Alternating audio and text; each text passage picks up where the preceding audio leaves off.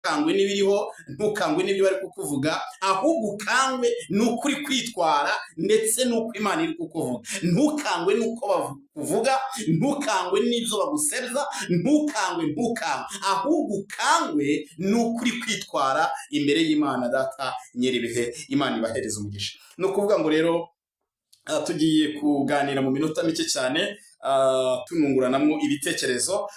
Ni ukuvuga ngo ubuzima bw'umukiranutsi burarindwa, ubuzima bw'umukiranutsi buba mu maboko y'Imana. Uko bizagenda kose, umuntu uta umwanya ku buzima bwawe aba arimo arasera mu mazi, abarota inzozi z'umuruho zitazasohora. Hari abagutega iminsi, hari abagira gute, ariko hari agakorasi mfite kavanga imibabaro ya buri muntu, agendana nayo akicarana nayo, ariko abamubonye bakamufataho ijambo kuko batazi urugamba arimo kurwana.